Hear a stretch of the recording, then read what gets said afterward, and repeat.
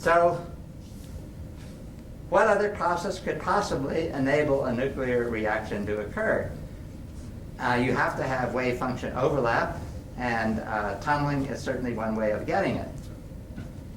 However, nature has another way of providing or responding to particle-particle repulsion. And the classic illustration of this is the electrons in the helium atom. Now, when you have a helium atom, you have two electrons that repel each other just as strongly as two deuterons do in a D2 plus molecule. And, but nature doesn't make these electrons sit in two side-by-side clumps like a molecule. What you have in the solution of the helium atom, which is very well known, is a charge distribution that is spherically symmetric. It looks just like the charge distribution of the hydrogen atom. And but it's still the deuteron, the repulsion effect of the two electrons against each other does impact the wave function. And it does reduce the degree of overlap. If there was no repulsion between the electrons, this would have 100% overlap. But their overlap is actually less than 100% because of correlation avoidance.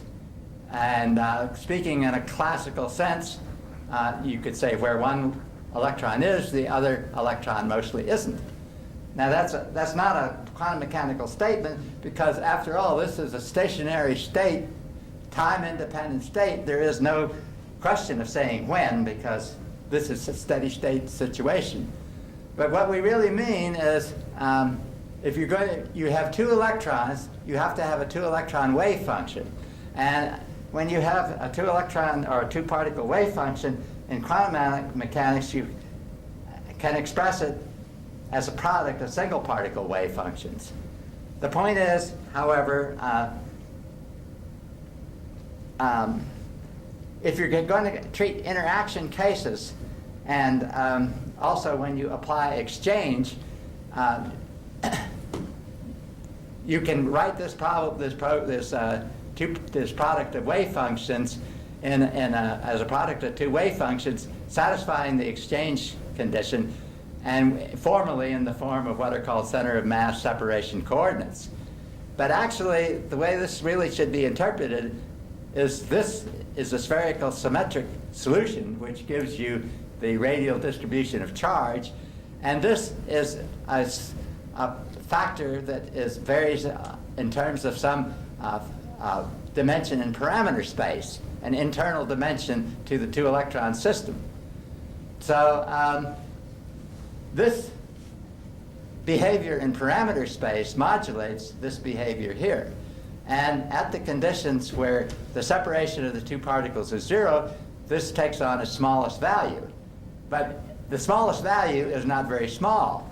It's about 70% of what the value is when the particles are as far apart as they can be at the same distance from the nucleus. In other words, if you take the two electrons are sitting on top of each other, the amplitude of this two-body wave function is 70% of what it is when the two particles are on opposite sides of the nucleus, of the helium atom.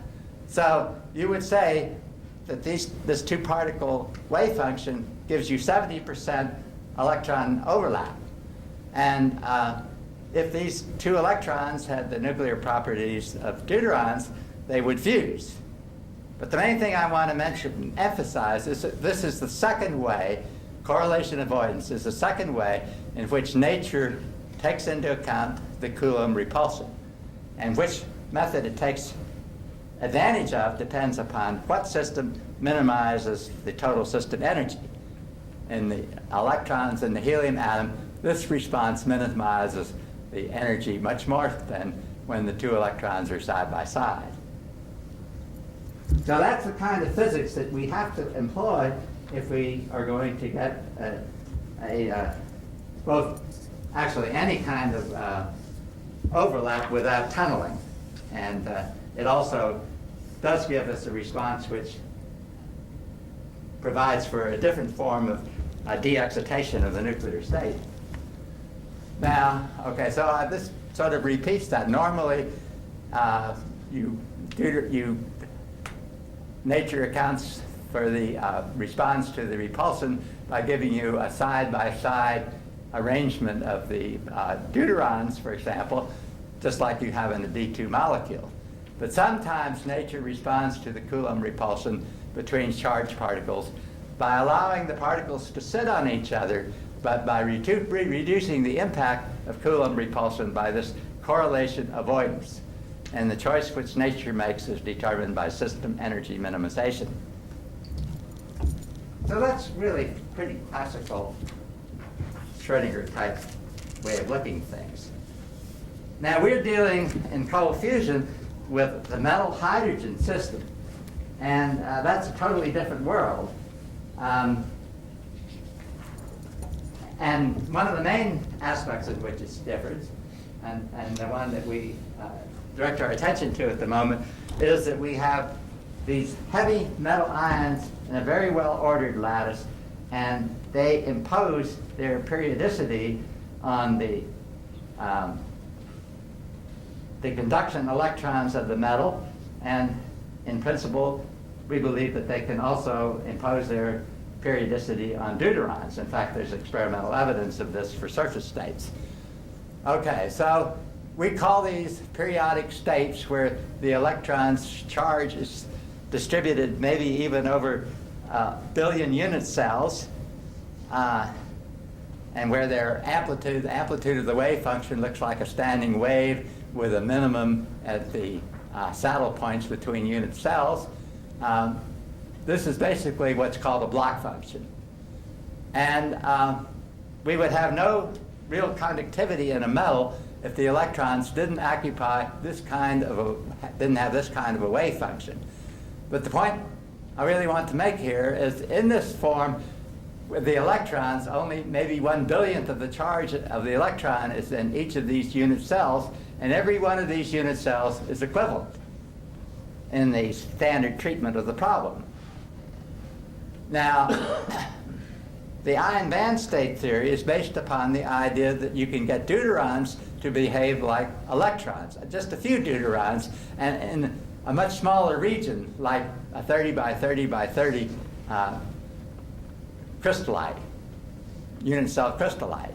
And when the deuterons have periodic wave functions, then energy minimization, we have shown under certain assumptions, gives you wave functions that are superposed on each other, and that pairs of deuterons are subject to correlation avoidance, which does not lower the response to them being on top of each other in a classical picture to zero. They still have finite overlap.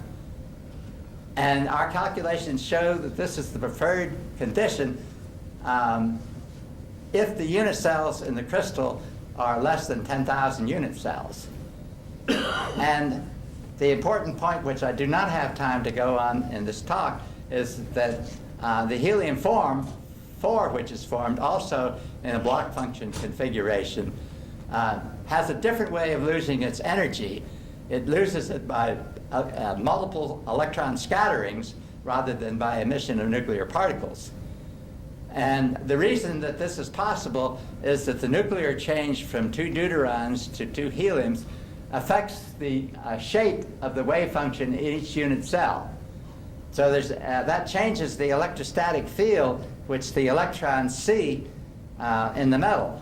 And that change in electron field every time a deuteron goes to the helium-like state, or if it doesn't stay there very long and goes back into the deuteron state, every time that happens, you get a scattering of electrons.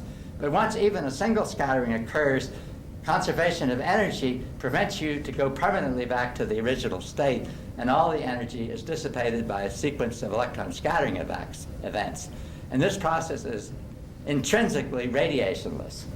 So we think it fits. It's the only thing that we've seen that really fits with a picture of nuclear dissipation of the energy without giving any radiation in the primary process.